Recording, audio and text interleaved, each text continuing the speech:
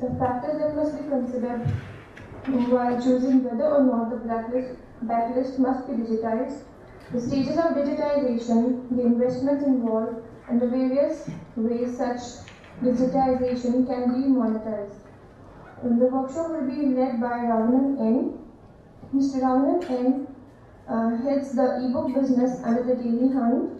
He has spent 8 years at Airtel before joining Versus Innovation to set up the Indian business for its value and added services business. Mr. Ravanan? Yeah. Thank you. So again, quickly, my name is Ravanan. I represent Daily Hunt. I manage the ebooks business for Daily Hunt. I also have with me my colleague James, who heads the digitization business part of it. So under ebooks we have the book acquisition team, there is a book digitization team, and then we also have a book sales team. Right? So I think he's set the agenda for this session. We'd like to keep it as informal as possible. Questions we could probably take it as and when there are questions. We want to keep it as informal as possible. So what we're going to be showing you is what we have learned in the last 18 months that we've been in this ebooks business. We started off with acquiring books in Indian language content, more specifically around 2013 and from then on we've been digitizing books across 10 languages in India. Predominantly books that were not in a digital form or were in a quasi/semi-digital form that is not necessarily consumable on every device possible. So most of it is based on our experience, and the definitions that we've kept are based on what we believe is good from the last 18 months of learning. So we may make a differ on that, and we'll probably discuss that out. So before we get into digital, sometimes the word digital is kind of gets into a misnomer, right? So we like to probably define in our terms is what is digital or how digital are you, in our essence, right? The way we see it as digital. Because people believe that any form of a digital copy of the book is digital, right? Not getting into semantics, yes, it is digital. But the way we define digital is it has to consist of an editable and readable text layout. The reason why we stress on this is the fact that it has to be consumable across any device, right? And going forward, we see most of the consumption happening on mobile devices. India as a country has skipped the computer cycle. So we have 40% of people who don't have a computer at home, but they have mobile at home. So the way we foresee it, most of the consumption of content is going to happen on mobile devices, right? So that's why we call it digital, defining it in our terms. The second is, we would call it a digital format if it is easy to be converted into any format. Now, the way digital readers are, they're not very homogenized right now. Right? Each device supports some of the formats and doesn't support every format. Right? So if we have one single format which is easily convertible into any of the formats that is supported by any device, that we would define as pure digital book. The last point is very critical, where I can explain why we stress on this, is the fact that while we want it to be consumable on any device, we have to convert it into the format it supports. Each device, each reader, each mobile operating platform, each computer platform has got compatibility issues on every format. Right? There are a lot of converters available, but as long as during the process of conversion we don't lose the integrity of data, right, then we call it pure digital format. So I'll come to the point why we consider certain formats semi-digital and not digital. So, first question that we like to ask is how digital are you? The first part of this is fairly straightforward. If it is a physical copy, it is not digital. So we all know it is a non-digital form. Right? The other formats that we call semi-digital for a specific reason is that formats like PDF, PageMaker, InDesign, they were not created for consumption on devices. Right? PDF is largely a format that is used for portability. Right? PageMaker and InDesign is for printing. And though they are in digital forms, in the process of converting it into a a device-friendly mode, we lose a lot of integrity of data, and we'll come to that. Why we lose that kind of integrity? So these two are largely two broad categories of books before they get converted to digital. So how do we classify non-digital books? Largely handwritten manuscripts, printed books, scanned images. So a lot of government initiatives have been taken to digitize, text that was pretty old, and in terms of microfilms, in terms of scanned copies. But if we need to get them to be device agnostic, they don't necessarily qualify as digital copies. Right? So scanned images for all purposes are as good as non-digital digital copies for us. Right? And tell you why it is. On the semi-digital, like I said, PageMaker, PDF, InDesign, PowerPoint, CorelDRAW, these are all formats that you guys use to make repositories for your community. And what is digital? Any of these formats we would consider digital because they could be converted, cross-converted or converted in any format easily without loss of data. So it's an XML format. I'm sorry if it's technical, you can stop me. It's an HTML format, EPUB, MOBI, AZW is an Amazon format, Word.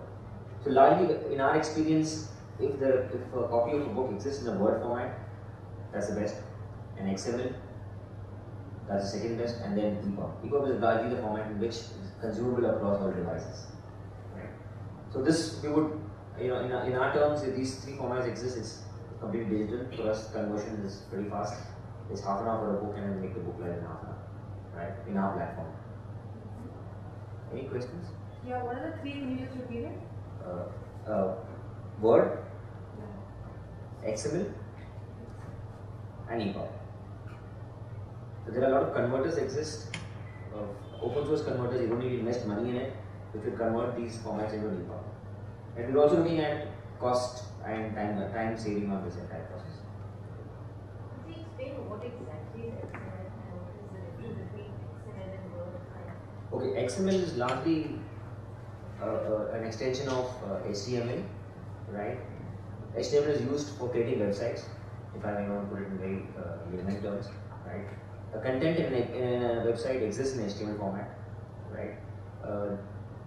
That could be converted into an EPUB. EPUB also actually is, in a sense, an XML format which is zipped, right? So XML is extensible markup language which allows this content to be rendered on any device or any platform. It's a common standard. Word not allowed to be rendered from Yeah, Word also. But the issue is, assuming you have an Android phone, right? Until you have a Microsoft Word which reads the word, you cannot have the book to be read, right? So typically we look at EPUB. EPUB is a common standard format.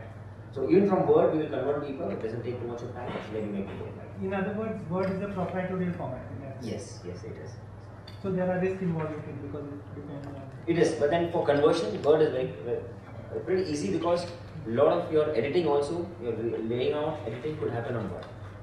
Suppose you want to do a correction, all that can happen in Word. So yeah. Actually, I've had an issue with Word in the sense, Word has different versions, it renders itself differently in a Mac computer and a Microsoft computer. Like you will have a space issue, when you're opening the same file from the same email ID. So isn't that an issue? I mean, is XML and EPUB are the best. So okay, sorry, my bad. So Word, when it comes to us, we accept as digital because we just takes very little time for us to convert an EPUB. So when we convert a Word to EPUB, we don't lose the integrity of data. So ultimately, the format of consumption is EPUB or XML. So that's another reason why you don't stress on Word as your final format is the fact that it loses. There's a lot of formatting issues. You may not lose the integrity of data, but there's a lot of formatting issues, right? So every time you enter on Word, there is a key that's it's kind of assigned to it. So when you probably convert it to PDF, you will see those small marks with P. So that's the reason why Word is good enough once it's converted. So can you tell us the superiority of EPUB and XML to what? Besides. Sorry, can you? What is the superiority of EPUB and XML? EPUB. So EPUB, the other advantage of EPUB is that it lends us to add DRM on it. Okay. Digital rights management, right? And majority of devices allow you to read EPUB. EPUB readers. It's pretty much device agnostic and operating system agnostic. The other reason why we consider PDF, generally people think PDF is a good way of defining an ebook. The reason is PDFs are not reflowable text, so it kind of fits, the entire page fits into the device size. Suppose you have a device which is 4 inch, the entire page fits into that, you have to pinch and zoom and pan to read. And that from our point of view of reading experience is not great. Whereas an EPUB is whatever is the text that it fits into that particular screen, and then it's readable, legible, and you just keep flipping it like a YouTube book. That's the reason why we don't consider even PDFs or images as ebooks or digital novels. But a lot of people, create an EPUB. Initially, ebook was created for portability, but they use, PDF, and then they believe that PDF is actually an ebook. Technically, it doesn't really fall under the ebook category. Because it's not designed to be an ebook format. So, like I said, I defined two formats of books before getting into digital. So, one is the physical copy. I think most of us would have actually faced the problem of converting physical copy, which is largely a black. I'm assuming most of your backlist will be on physical copies for generally Indian language publishers. Right? There are two ways you could probably convert it to digital. One is you invest on retyping it, right? Or you invest on OCR or optical character recognition. Right? So on the first part, I'll briefly touch upon this, and then I'll briefly touch upon the typing and OCR, and then probably James would answer your queries on this. So typing is fairly straightforward, right? You look at resources, you can type it. There are a couple of methods in which you cross-check between two people typing the same thing, and then you get a QC done across, quality check done across. The issue with typing is time and cost, right? And the time taken to type, typically, a resource who's good at typing in Indian language, I'm talking about Indian language, English is pretty fast, people can use 100 pages a day, but Indian language, people very proficient in typing, they would do max 50 pages a day, right? So that's the time you need to probably take calculation. And the average cost of typing in any Indian language, we take 250 words, 300 words as one page. They charge you anywhere between 12 to 25 minutes, depending on the language, right? But you can optimize it at scale. You can look at freelancing resources. There are a lot of our publishers who in fact do that by outsourcing typing of 10 pages was one guy, another was another guy at a very cheap cost of 5 rupees per page, and they do bring it back together, consolidate, do a quality check, and make it live. So the only advantage of typing is that you could probably do a QC and then get it to an editable form, right? But other than that, you don't see any other advantage of actually going into retyping, right? But there is the other technology of converting an image into text, which is optical character recognition. So this is basically a software through which you scan a particular image of a book, send it through the software. The software tries to look at each character, looks up its library and says, okay, this must be R, and then gives an output, which it assumes to be what a thing is like. Right? So, for example, there is a page of the entire book, first page, you scan it and send it to the OCR software. After the processing, it throws a screen with editable text. It is converted your entire image into text as per its library and definition. So, if there is an R and it sees an image in R, it would assume it's an R and then give you an R editable text. Right? This is, I'm just trying to be keeping it as layman as possible. There are a lot of software that exist across all Indian languages, barring a few. I think Assamese we have not really come across a good OCR software. Odia we don't have a good OCR software, but the other languages have. And there are a lot of research happening on that. there's a professor in IIC who's trying to do this research across all languages. He's trying to figure out a way where, regardless of language, it would work. Because a lot of the OCR softwares are specifically built, say for Tamil there are some 10 different OCR software pieces, but then they build it with their knowledge of the Tamil language, and it is not a language agnostic software, it is not built on heuristics. It is not scalable like tomorrow I add another language, it will start working the same way. Right? So there are quite a few, the IIC professor is working on it. Right? But if you look up, you will actually find a lot of guys who give you software. There are also online softwares which exist, but there is no scale in it. Google Docs also has got a OCR software. It allows you, there's a limitation there, it allows you to upload 20 pages at a time. It's a 2 MB file, but it's a good enough OCR. That's really available. So if you guys actually select on your backlist, the most critical backlist, and you want to really do an OCR, you should try Google Docs. Right? Now on the OCR, what defines whether you should use this particular OCR software or not is accuracy. Right? Largely, most of the OCR software operate at 80% to 90% accuracy. Now, while it may sound a very good percentage, but imagine if of the 100 characters, if 20 characters are wrong, right? That essentially will make every word of your book wrong. Right? So you've got to be careful. Maybe I would, after this end of session, I will circulate the software that we've kind of analyzed on this language and shared with you. But we would suggest Google is pretty much good. We've got 7 languages. It's about 7 languages. Sorry. Is Google Docs also support regional languages? Yes. I'm talking about regional languages. English exists. English is the easiest thing to do. But Indian language is what I'm talking about. That's where the majority of the problem is. Right? English OCR software is, at the range of 99% accuracy. Indian language is the biggest problem. Sorry. What is file format of output file? So it is an HTML format. Right? It is an Editable HTML format. It could just be taken to Word also. You can copy the text and paste any Word format, any Word or a PageMaker or any kind of file format. Any kind of format. Right? So on English, like I said, 99% accuracy exists, but in Indian languages, a lot of this is happening. The simple problem is in Hindi, we have that line on top of every word. Right? So OCR takes it as an image. Right? So there are guys who crack that. Now the issue on OCR that you typically encounter is the quality of the book. The book is pretty old and you scan it. A lot of those anomalies in the book, right? There is fold, there is probably a line, there is even sometimes a fossil of an insect on the book. I'm looking at really old books, right? So in the process of OCR, the pre-processing activity is very critical. Right? Because how do you scan it, at what say resolution you scan it? Typically 300 dpi and above is better. That's where the software actually understands it better. It's very clear. It is also depends on the thickness of the font used. Right? So most of these softwares actually have taken care of this. But just ensure that it takes care of this pre-processing anomalies.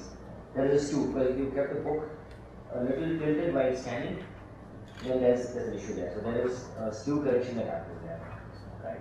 So these are things that you need to be aware of. The fact that pure OCR software will not help you because you need a lot of the dirty work before and after. So the software has to have a so a pre-processing right. Or the post-processing after the output comes. There's also the other set of problems that come up is the layout. Now, if there is a poetry that you written, right? Poetry is normally a center line. It's got a lot of punctuations. It's got say probably 3 dots after a word. So all this kind of gets lost in most of the OCR conversion. That's this 5% that is inaccurate that we're talking about. So there is some fair amount of time that you need to invest on relaying on the book. But it's worth it because once you kind of convert it to a digital form, it exists forever. Right? So what's very critical is whether it really makes sense for you to digitize it. Right? It has to make sense. And it's worth the effort. Once you've decided that this book have to exist in digital format, I think OCR is the best way to go. Right? So a lot of forums have existed where people have not really spoken good about OCR because nobody's been able to sustain the kind of research on that. But I think in the last 1 year, 2 years, we've seen a lot of guys coming in.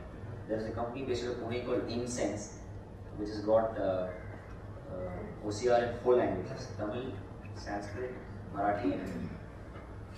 Right? So these are large These 4 languages have 40% of the printed content available. These are the license software. License, and it's not very expensive. I think 12,000 rupees per language.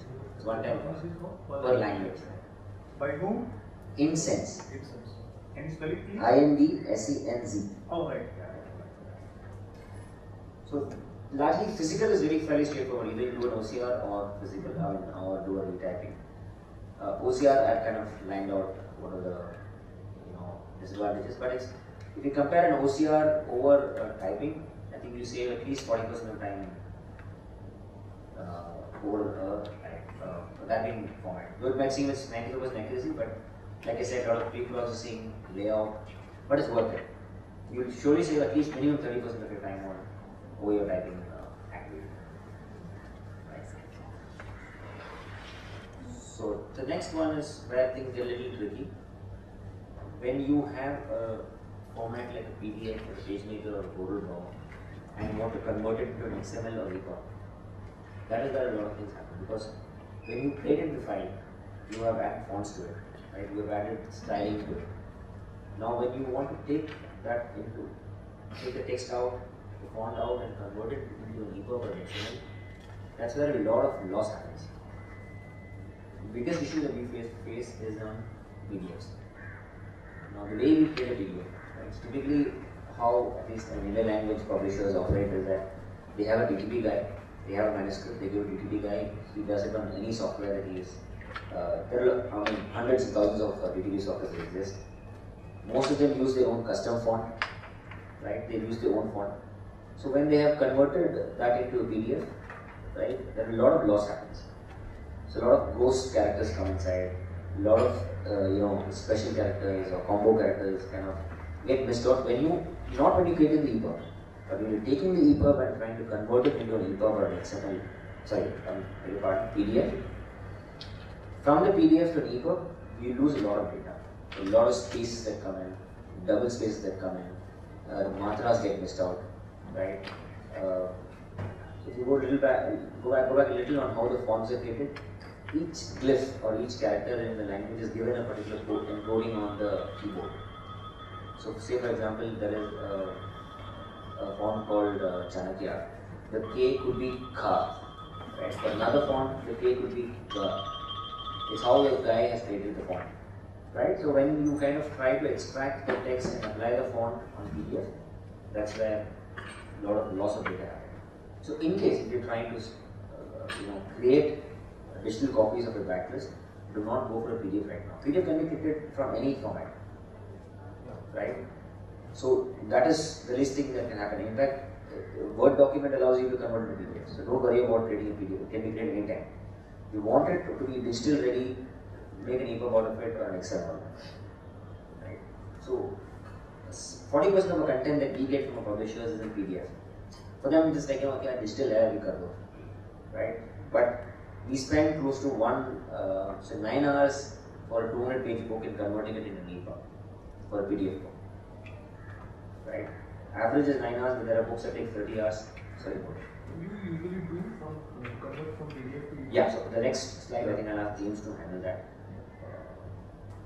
This is exactly the process. How would you convert a semi-digital form, which is PageMaker, PDF or Pocket Express or InDesign into an EPUB? Hi. Am I audible? So basically, this is this process through which a semi-digital format is converted to an HTML, or probably we call an EPUB format. Okay, the process initially starts with the content extraction and the font extraction. The content is nothing but the content of the entire book: the text, the images, and the font. All these three factors are extracted from the respective file, source file. Take the case of PDF. You extract the text from it. It is a separate extraction process. So there are softwares available to extract it. Even there are the Adobe PDF itself has a feature to extract the content within itself and give it as an HTML file. So what happens while this extraction process happens? The text will be a separate entity, image will be a separate entity, the font will be a separate entity. So for all extracting or font, it will be a different software altogether. You don't have everything, an extractor which will do all these activities together. the font extractor is different, the content extractor is different. The content extractor will take care of extracting both text as well as images. Okay. So once the extraction activity happens, so I am talking about a scenario initially where in which you already have been given a font by a publisher which is used in the source file. In such a case, what we do is that post extraction we use an editor in which you insert that particular content which has been extracted, basically your text and images, and you apply that particular font. Okay. Such a scenario, 99% of the output will render directly. A scenario wherein which the font is not available, where like you pointed out that the BTP guy who has worked on that particular PDF may have used hundreds or thousands of fonts in a book. We have seen books where 600 fonts have been used. And every single paragraph is a different font. In such a scenario, what you have to do is that using a third-party extractor, you have to extract each of the fonts and render and apply it wherever it is applicable. Else that portion will come as a junk character. So this is what the effort that he was talking about in 9 hours. So I think largely this is the biggest problem in our industry. We use multiple fonts. So Chanakya itself has got 1,400 variants in our database. Just to give an example, Chanakya is a font that is used in Hindi, right? There is a Revati font that has got at least 500 different variants. So DDPI doesn't understand, right? I mean, as far as we are concerned, he's going to give us an output, whether it's a positive or a CD output, right? But if you want to render it on a named device and you want to make it digital friendly, this is where the biggest problem is. Sometimes to an extent we believe that it's as good as retyping. I mean, better we retype it because there's so many fonts, font is missed out, right? So this is where the majority of the time is not done in the conversion, it's done in the quality of it, and that's what changes actually. So another factor is that while you extract the font, there's a possibility of the integrity of the font itself getting lost. Okay, so like there are say 50 characters in a particular font, maybe 25 gets it right. The rest characters which is part of the font, when it's applied on the content, it will come as a junk character. In such a scenario, you have to open the font in a font editor and fix that particular font, which we call as a glyph correction activity. So every particular word in a font is assigned a hexadecimal value. It's a technical term. Okay, so in case that is there, you can map it. So there's a process to map it. In case that mapping is not available, you have to draw that particular word and insert it in the font and save that font and then apply it. So there are lots of troubleshooting that has to happen, and it's not like a one-time activity. Say one time I fix a Chanakya font doesn't mean that it can apply to all the Chanakya books that comes with Chanakya font. So because there while extracting, it might not extract properly. Again, the same activity has to continue there also. So I think what we try to say is, in case you are digitizing, please ensure that you use Unicode fonts. It is easier for us to do that. What fonts? Unicode fonts, right? And if you use your own fonts, use an original font. Invest money on an open type font, which actually is, once it is used, then you don't have these problems, right? So if there is a semi-digital backlist, we have to go through the pains of doing all this, right? But if you don't have, you have a complete physical backlist, get it, digitized in a Unicode font, right? The issue why we're saying a Unicode font is that most of DTP guys are not comfortable typing in a Unicode font. We've seen that in languages like Tamil, you see in Malayalam, because they all comfortable with their own font. The reason, what is their problem is that for him in his keyboard, for his font, he's learned typing over probably 6 months' time. So the R is Ra, right? Whereas probably another font, R could be a Ra. I'm doubling, just giving an example, or K, for example. So and then getting him to learn that, it's a little bit of a problem. But then once you get a good guy who can actually type in Unicode and give it to you, it's fine. The disadvantage of Unicode, however, is the fact that you cannot retain your styling, right? Because a lot of publishers we've realized that they want to keep their own font, they invest in a good font.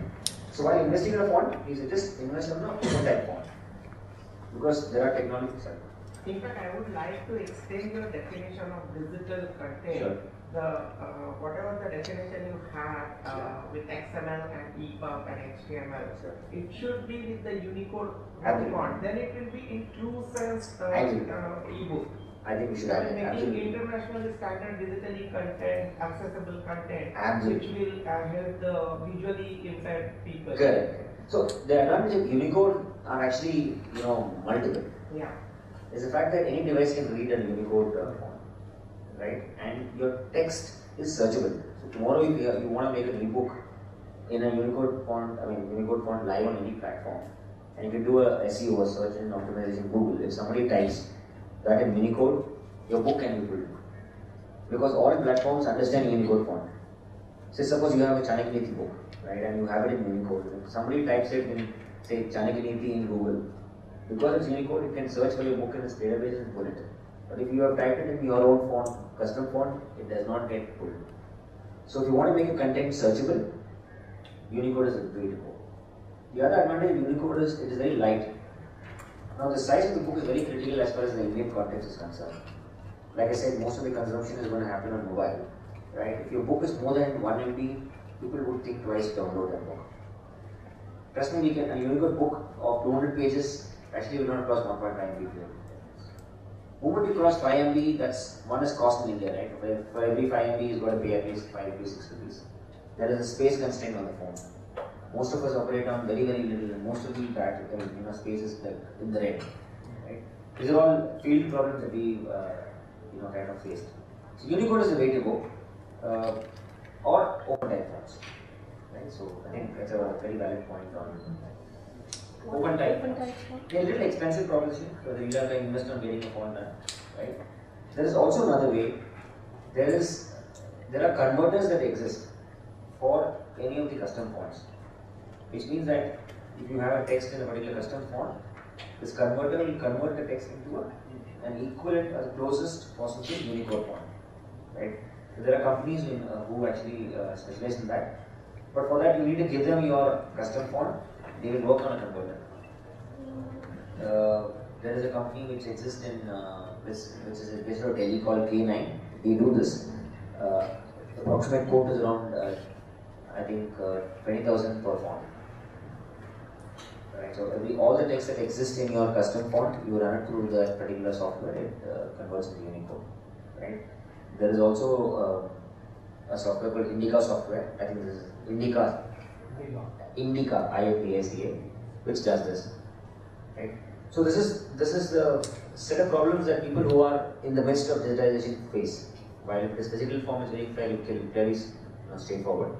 What the semi-digital is, which is the biggest problem. Yeah. What are the other limitations of Unicode fonts in terms of, when you said it cannot be styled, right? Style. What else? Because there must be some reason why people are not using. Yeah, the other one is typing in Unicode. You don't actually not much of talent exists who can type in Unicode the way they can type in probably a custom font. So we face that problem. So we actually get books converted across 10 languages. Based on Bangalore, it's very difficult to find people who can type in Bangla in Bangalore. But even if you find them, they are probably proficient in one type of font and not in Unicode.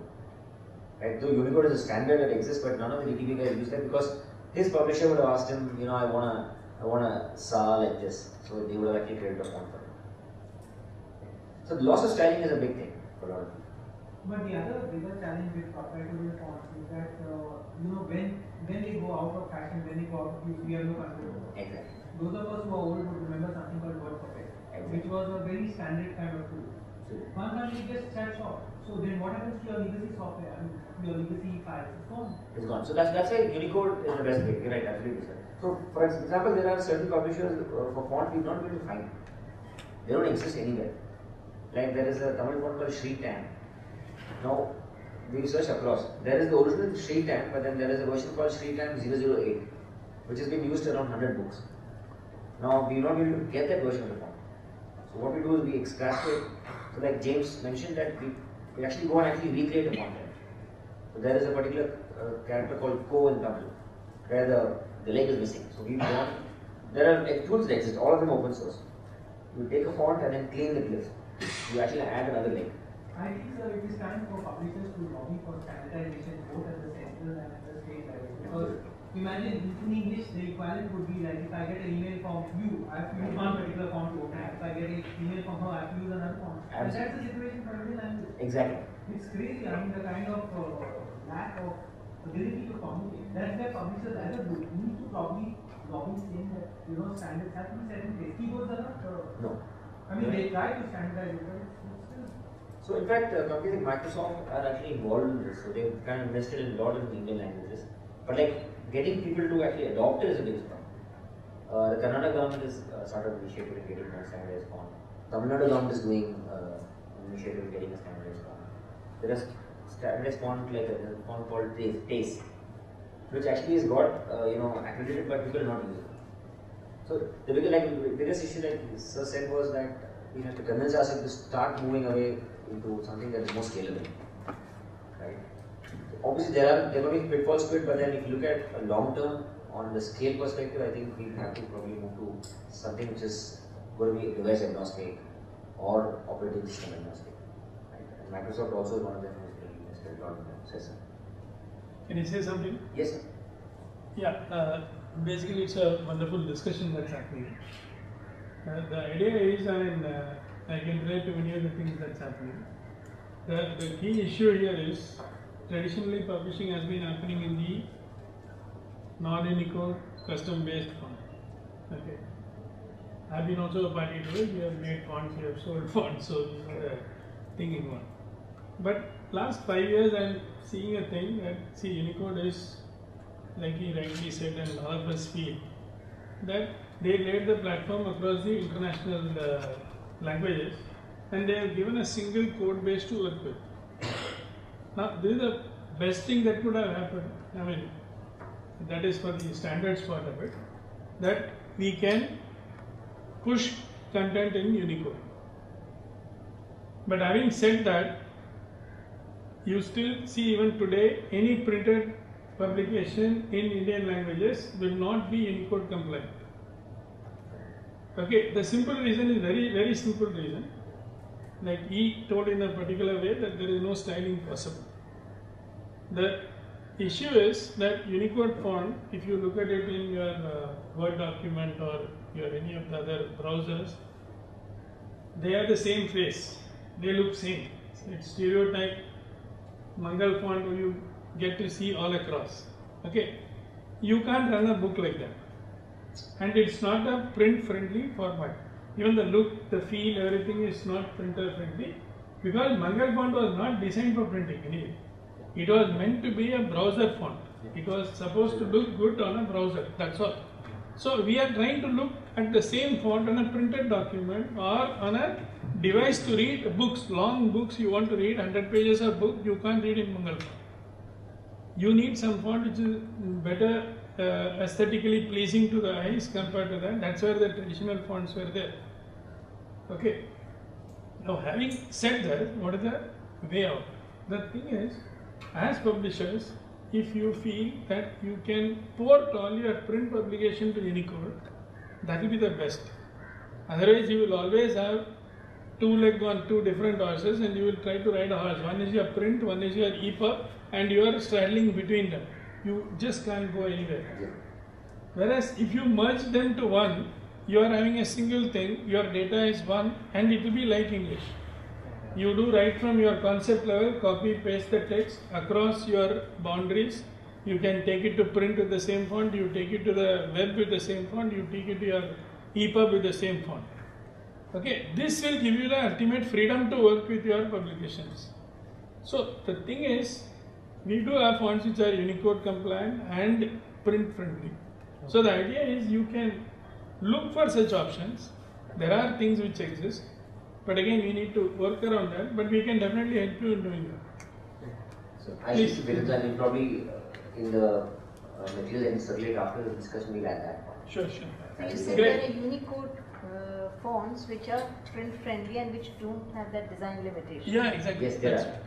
You can get bold font, you can get thin font, you can get italicized, very styling is aesthetical. more technical thing. Yeah. What best is the Unicode, where the digital file will be same whichever font you may use in Unicode. Absolutely. So So otherwise, this slide wouldn't have existed. When had we all adhered to one single thing, this would have existed. Yeah. We would have spent time. I think this seminar itself wouldn't have, workshop itself wouldn't have existed. Yeah. It's all because of. Correct. So we kind of, I mean, so there are certain books that we spend close to 20 hours, we get a font corrected. So we, because as a company, we also want to, automate it, right? So this process, and James' team does that. So they use close to around 11 tools, 11 different tools before a PDF could be, if there is a problem with it. Like you said, for font extraction, there is a tool. There is a tool for extracting the text. Right? There is a separate tool which will tell you what are the fonts that are there in this particular. It's very critical because you need to know how many fonts are lying in that. Right? And then there is a tool for, suppose there's a problem in the font, you want to find out if there is any mistake in hexadecimal mapping. There's a tool that will show you which all fonts do not have a mapping there. So then we'll have to get a mapping. And there's one more tool that we use for doing glyph correction. So we actually draw the entire glyph. So the R we actually do an R. And then say this is at this space, at this hexadecimal, this is what we copy going forward. It's kind of almost us recreating a font. Right? So, and I think way forward, if you really need to be thinking of, having something that's going to exist for the next 100 years, Unicode is not going to go. It's going to get better. And it's going to be backward compatible once they, in case there's any improvements going to come on. So, next slide. So once you apply the font and you fix the font issues, the second last step is formatting. Formatting is nothing but doing the layout correction, then creating the TOCs. TOCs is nothing but the table of contents. Because once you convert, the data is lost actually. You'll have to recreate the TOCs. The table of content is your index. Index. So which should be clickable on the device, which should be clickable. So there are some set of coding that happens in the backend on the HTML coding that we have to run, which will take care of taking to the correct chapter file. And the last part is the most critical one, which is the call feature. Like we said, while converting this, there are lots of data loss that could possibly happen. The loss of spelling mistake that could probably creep, styling, formatting, all these. I might miss out adding an image. There could be an error with the author enter, there could be an error with the TOC order. So all these things takes care on the quality check, which is most critical. So normally what we does is that the quality check is done by a totally different team altogether. The rest of the activities is done by a different team. The quality check is done by all the other team. So that we don't get biased to what we have done. So I'm thinking from your point of view, I mean, I'm not sure we'll have so many people working on it. Right, it's going to be one or two people who are going to sit and do this, right? So, if there is a problem with the font, I think if you could get the actual font, then all this problem is solved. The only thing is the effort in trying to get the font. Most of the publishers we speak to, they don't even know which printer did this print of the font. Right, there are multiple DTV guys who changed. They have a CD which is more of flattened image and not a editable text. So if at all you could get a font, then this solves a lot of problem. Otherwise, I think it's not worth the effort because you're going to have two people or one person who's going to be an IT guy in your team to do all this. Right? And as an industry, there are companies which exist which do all this work. Because they don't really understand this. Not many have invested in trying to understand what are the problems. Probably for us it makes sense because we're trying to digitize certain books. But we also don't do it commercially for others. Right? And not many exist in the industry who do this kind of work. Best thing is do it at the source level itself. When you're digitizing, just ensure it is digital future. Yeah, just the people, we do this commercially or in other ways. Okay. Basically, it's coming from my passion to language. I mean, so any font, any language you want to convert it to Unicode, we have the things. So we can help you out and it doesn't cost you a. So your name, sir? Name is company's name? Smart Solutions. Okay. Where is from? Benefit the others. Mumbai. Sometimes when we see some material on mobile phones, we find it such as line spacing. They are too close to each other and very irritating while reading. So does it need to specifically design the layout, line spacing, word spacing, if you can explain please, what would be the like I said, standard format? so like I said, while we format, while we format the book, while we do the formatting, we actually pass certain HTML codes which takes care of aligning the entire content on a standard line spacing as well as word spacing. So while HTML codes is one way, Microsoft Word itself has got a feature where you can actually correct a lot of the anomalies. But it requires a little more technical knowledge of finding and replacing. It's just a finding and replacing a document.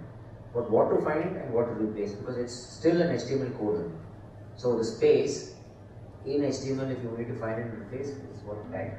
It will be percentage 20 or something. Space in an HTML code will be percentage 20. Percentage 20, yeah. And line spacing? Line spacing. This smaller than symbol, P greater than symbol. This less than symbol with a P and a close tag. Exactly. So that's why I said it's a little bit technical stuff. Okay. So can we do it in the doc file? Yes, you can do it in the doc file. Can we while inputting into the yes, you can do. What can we? So in Word itself also you can actually, so buttons are available to take it in Word. There is something else called as regex comments, which can also be passed through an HTML as well as in Word, which can be taken. Which is again technical actually.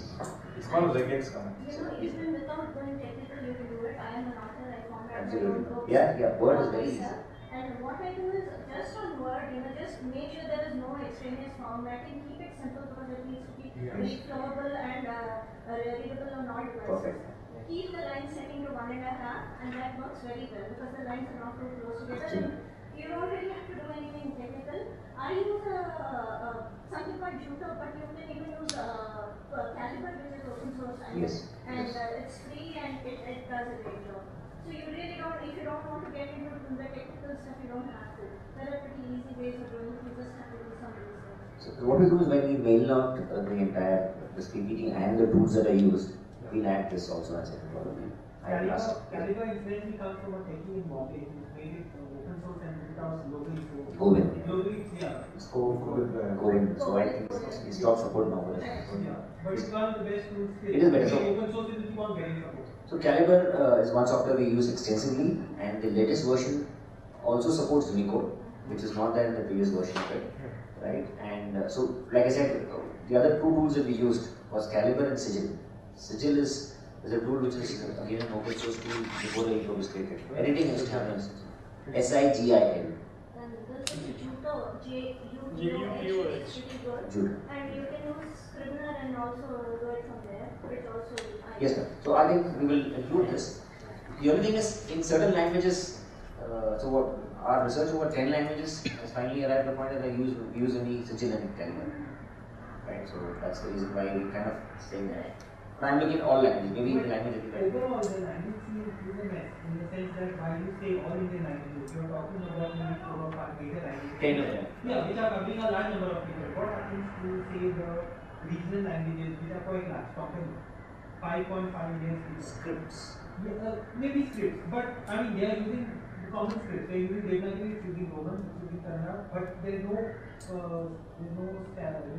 OCR because you don't have a word list, you don't have a corpus of words. Okay, so that's an interesting point. So there are certain. So now we are trying to convince Google to actually work on this, but exactly. they won't see a market in it. The missing there is another ball. Yeah, so there is this OCR that I think the IIT Pro is working on is independent of the word library. But would it require words to recognize words? Would it recognize alphabet by alphabet? Yes. Come up with gibberish? It does alphabet to alphabet, yeah. Would it make sense? It is, I've seen the demo of it, it kind of makes sense. So what it does is the nearest word possible that it thinks it shows that. It would need a word list for that. The alphabet, I'm sorry. The nearest matching alphabet is what it shows there. As a word it should. But yeah, so at 90% accuracy, you can't read the book. You just can't read the book. Even at 95, you will still have to do correction. So on 95 for a 200-page book, we take around 300 minutes of correction. Just to give you an idea. Manual correction. Because then The system thinks this is the word, but it shows a list of entire unique words, you have to correct it. And correction is not very easy because you need to look at the word in context. Right? In certain OCRs, the word in context is also very important. Right? So I don't know, just give an example of Tamil. There is Palli and Palli, there are two different laws. So if it just says Palli and you think it's right, you will take it off, but then it might be a contextually very different. I think the words in Marathi also have a, they sound the same, they look the same, but context is different. I have a question. Yes. What I understood is that if you use Unicode forms, yes, and you make your words in files in Word, then you're pretty much future friendly. Yes, yes.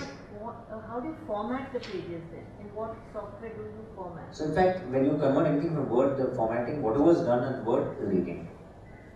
Then why should you use InDesign? Then I'm not understanding. So InDesign is print friendly. So it InDesign gives you a lot more advantage of putting images. You have text wrapping around, layout, all that. Very high level of formatting and layout happens in InDesign. But Adobe also has some software to convert the EPUB. That's what he said. So Adobe actually has got Acrobat, which converts in EPUB. As long as the font has been written up. But if you're trying to use a PDF to be converted in Adobe, and if your original PDF creation process did not take care of the encoding of font properly, then you use it. But Word has somehow given us this idea that both typesetting and layouting software is one. Is one. It's doing a shitty job of both. Actually, it's not doing a good job of either. It does an average job of both. Yeah, and even in English, I mean, we could always typeset it in one program and maybe layout. Okay. So the one thing that why do you think Indian languages is going to be not very good? one? So the one point here we like to probably mention is while reading on the mobile, I think the mind does not expect too much of layout and formatting. What we realize that is because it's free flow text, as long as text is appearing, it's okay. So in fact, even though we kind of advocate EPUB format, it is not good for comics. It's not good for coffee table books. There are a lot of issues in that. So that probably you would want to go back to PDF itself, though the using skill is not great. Because coffee table books would have one image across both the pages and then you have text splitted, right? So we kind of lost the battle on coffee table books. We said, okay, we just keep it as PDF. Even comics. The problem with comics is there is an image and there is a text on the blur. So the moment I make it an EPUB, the image does not, image is not reflowable, but the text is reflowable. You know what I'm saying? So if it goes to a smaller phone, the image shrinks smaller than the text starts coming out of it. Right? So the only advantage of the only way we crack comics is we speak to the publisher to give us single slides. But there is a fixed format for EPUB also. It is, but then on the mobile phones it kind of breaks. In reflowable layout is virtual. It's virtual. There is no concept of layout. Exactly. That's why I said, maybe see poetry for some on mobile phones. I don't know. Align sometimes. They align. Poetry you can align. The Correct. center align or right align, but that is not mandatory, I guess, Yes. for the EPUB. That's the.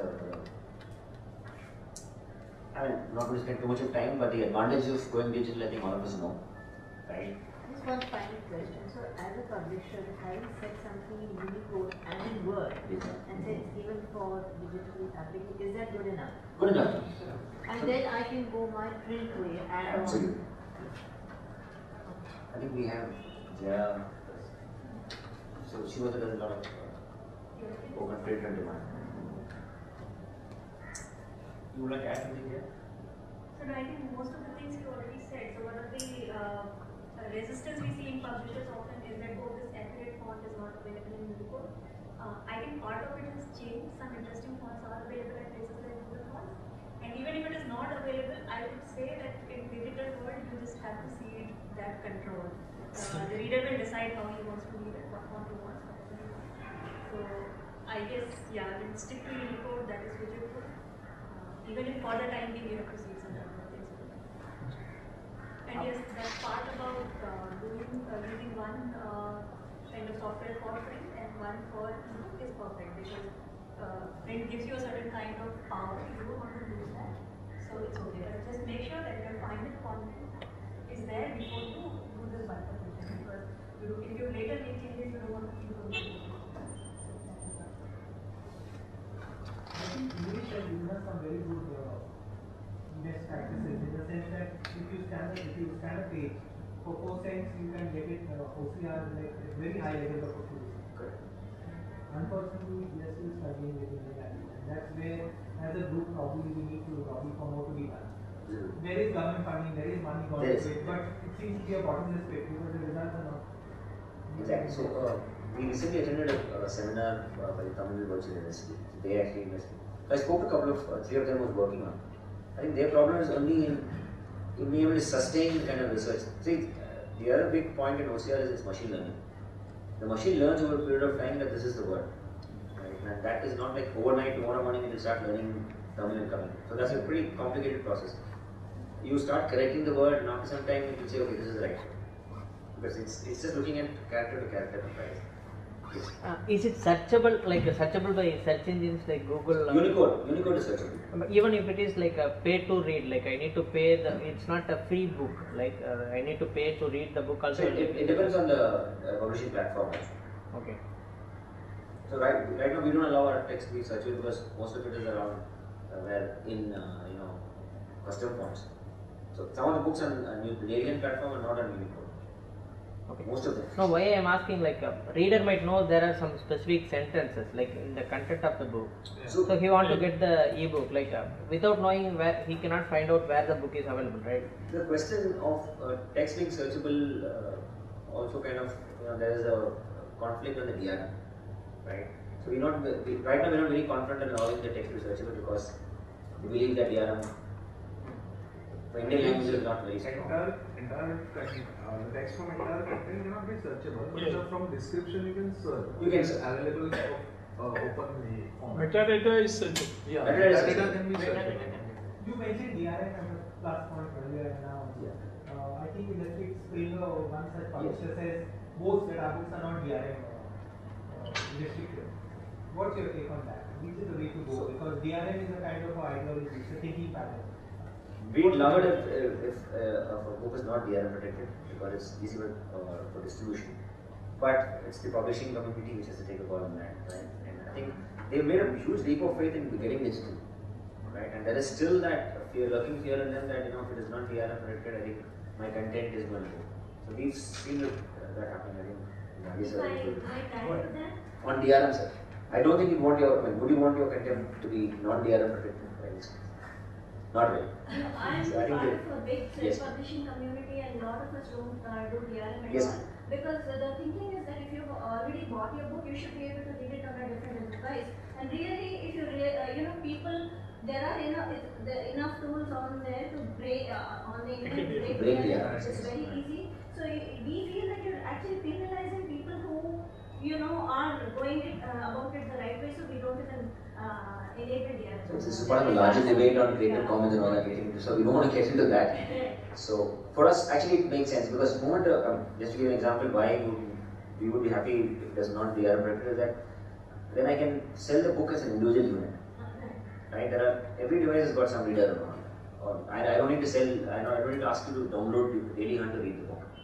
Make it available as a library. People download it, but whichever reader is available on the phone, it will start reading. But I think not all languages is the same. Right? There's a lot of privacy, a lot of loss due to privacy that our publishers have to face. Right? And I think they invest a lot of time, energy, and money to kind of get one book up. Right? And I don't want to see that book being sold as a paperback on the streets the next day. It's a larger debate, yeah. The counter argument is that computers and phones make it very easy to copy. But I think we also need to recognize that the licensing thing is such a ludicrous extent that the book is no longer a product, it's a service. The service. So it's a service. If you buy it on your Kindle, it's not yours to share. You cannot pass it on unless you physically give the Kindle over to someone else. So that's because the paper book, we wouldn't mind if 100 people read it, right? We don't consider it to be piracy. And so I think this is part of a larger debate on DRM and we won't get into it right now. So we can probably call it time. One small comment Yes. because it has come up. So there is a real danger to publishers with DRM, and I'll tell you what. One is that as a publisher, you don't want your sales channel to be concentrated. You want different players to be able to sell your books. And once there is DRM, as a reader, I am tied to a particular retailer, essentially. which for example in my case happens to be Amazon. And that's like giving undue power to them, where anybody else coming in has this difficulty in getting into, because those are the books I cannot take elsewhere, although I can read the DRM, but technically I'm assuming that most people won't do it, right? So that's a real danger which publishers should consider, apart from this immediate fear of, oh, it's going to get copied. If it has to be copied, it will take less time than it takes him to correct the fonts to actually pirate your book and put it on there. So it doesn't matter really. One more reason why we kind of stuck to mobile devices is we believe that on mobile devices they are a little more robust than internet. I mean, in our experience, we get to be proved wrong, but so this is the pros of going digital, and I think no one spend too much of time. So there's a permanent shelf life of your product, of the book, ease of access for people, unlimited inventory for you, and use the print on demand, can distribute on any platform. In fact, there are a lot of vendors who actually do ebook creation and distribution. So if you go to any other book fair, you'll at least find 2 stalls where people actually say, they take your content, create the ebook for you and distribute it. But not many exist for Indian languages. English, quite a few of them exist. There are a lot of cost saving, right? In fact, that's what we say, there's no inventory cost of printing is not there. So if you kind of go the ebook way and distribute it, everything that comes is your bottom line, because you're not really investing in anything else. Once it's created, you can just give it to any platform. Today, maybe you have to go to somebody else who will come in. Right? The last is it's portable, and probably you will add to the carbon footprint. Thank you. So any more questions? Yes. I want to know what is the strategy behind daily hand, because it is compulsory to read the books online. We cannot read books offline. No, I think I did correct you. It's actually an offline reader. It works only on a mobile phone. Once you downloaded the book from a library, it is available for offline reading. Yeah. And someone can forward to someone else? You cannot forward. Okay. So you can actually take you can reach the file if you actually route your phone to a computer and find out the file, but you cannot open the file. Even if you have the same reader in your file, you can't read, because that's actually got a security key to it. Okay. As an author, like if some author is giving rights to EPUB, like publisher like you, okay. So how come he knows how many copies has been downloaded or something like so that? So we give an online dashboard, okay, right, which is real time. That's the only way we can't write. Yes, actually gives you an option to export it as a EPUB.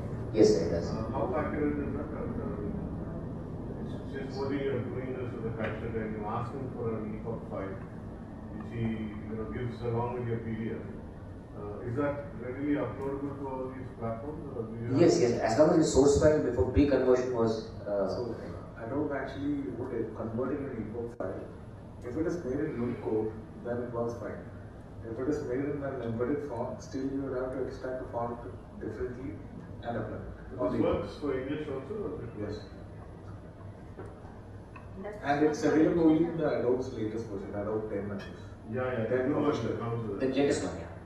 Adobe is a little expensive also. That is the other problem is, I think Apple doesn't allow you to. Yeah. It doesn't accept these EPUB files, which is like really crazy, because our main platform of selling is that. Apple do accept the EPUB files. In iBooks, you can read the EPUB. You can read. I have uploaded it. You can. You can read. No, but this converted file from Adobe is not being accepted by Apple. Maybe because of your character. Possibly the font not applied. Once it becomes an Apple EPUB. has a more strict set of checks. Exactly, yeah. Whereas Amazon and the rest make this file. I'm just wondering if this whole proprietary thing comes into picture again and this No, it is possible to clean it up. It's possible. So you're doing cleaning up again? Yeah, no. I think for us, we've not found that issue because, maybe we've not used the non-Unicode books for us, right? We just use our own set of tools. There's multiple 10 different tools that are happening now. The biggest problem is in Indian languages.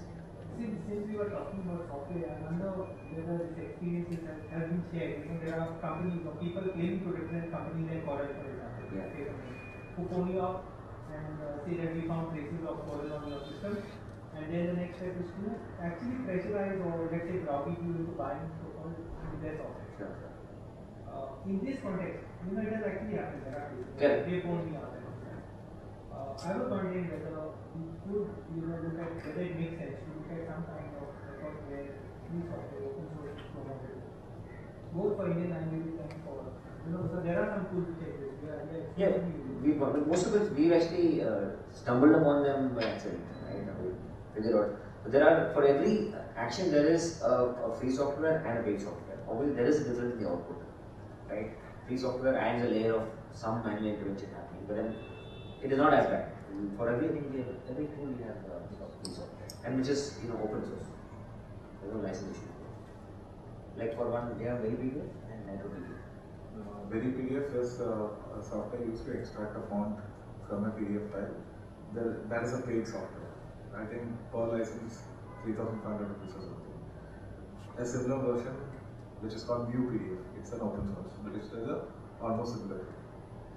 And to a large extent, Calibre takes care of a lot of processes. As long as your source file is okay, Calibre is one software which is freely available. Latest one has got more features. Lix is excellent for creating books and we don't use that. But in places like Nepal, libraries there have actually gone into font creation and the other associated processes. But here we still lack organized kind of template in all the different languages. Major languages may be covered. Correct. So I think there are initiatives being taken by individual state governments on this, but a very fragmented approach that we use. This is where some maybe international organizations come in, whether it's UNDP or whoever, because this is connected with literacy and a whole lot of reactions. We need to make a case that even a one-time investment would bring in a huge kind of I think there's one discussion happening on e-publishing. We should probably take that one. Any questions? Yes, sir. Is there any tool to create EPUB free? Because Calibre only supports EPUB tool, not EPUB free. No, sir. I think we not. Design you can use it. We can. Our experience, we have not done it. Because Calibre is very easy to use.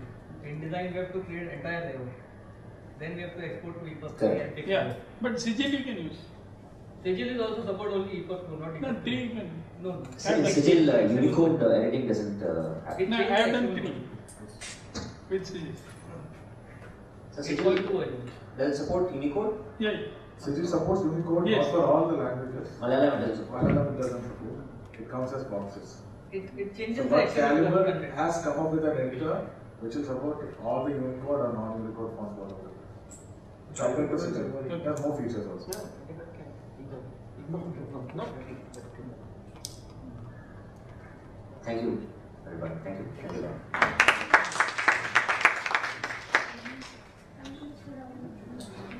Thank you, Mr. Ramanan. There is a panel discussion going on in Hall 1 on trends and new models in academic book publishing.